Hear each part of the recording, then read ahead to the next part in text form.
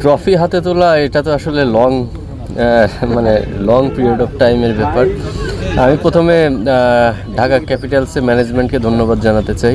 ওনারা আমাকে যোগ্য মনে করেছেন, আমাকে অনেক বড় একটা দায়িত্ব দিয়েছেন।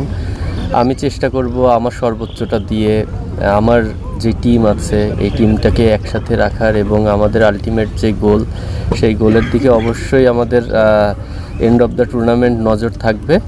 বাট আমাদের স্টার্টিংটা খুব ইম্পর্টেন্ট। আমরা যদি শুরুতে আমরা যত দ্রুত টিম হিসেবে নিজেদেরকে তৈরি করতে পারবো, আমাদের পরে যে সেটা আরও বেশি কাজে দিবে।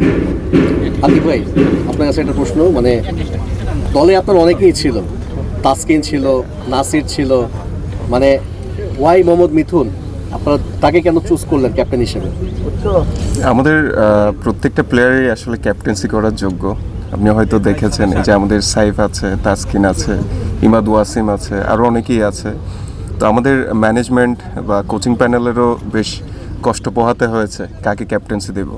সো ওভারঅল সব কিছু দেখে, যেমন ভাইয়া হচ্ছে লাস্টের আপনার ফাইনালে নিয়ে গিয়েছিল টিমকে, তো আমাদেরও যেহেতু এবার শিরোপা জেতার ইচ্ছা আছে, আমরা কাপ নিয়ে যাব, তো সেই প্ল্যান থেকেই হচ্ছে আমাদের কোচিং প্যানেল ডিসাইড করেছে হচ্ছে মিঠুন ভাইকে দেওয়ার।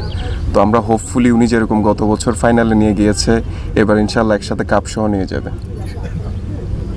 হ্যাঁ, আতিক ভাই, আপনাদের বিদেশে আসলে শুরু থেকে কারা কারা অ্যাভেলেবল থাকছে একটু বলতেন আর কি প্রথম ম্যাচ থেকে। আমাদের হচ্ছে উসমান খান, ইমাদ ওয়াসিম, তারপর হচ্ছে জোবাইরুল্লাহ আকবরী, ওনারা তো আছেনই। তারপর হচ্ছে আমাদের অ্যালেক্স হেলসকেও শুরুতে নিয়ে আসার যথেষ্ট ইচ্ছা আছে। এখন ডিপেন্ড করে হচ্ছে আপনার নাইট রাইডারের উপর অনেকটা। তো আমরা যদিও নাইট রাইডারকে সাপোর্ট করি মন থেকে, কিন্তু আবার এটাও চাই অ্যালেক্স হেলস আমাদের কাছে দ্রুত চলে আসে। Well done, side by side, free.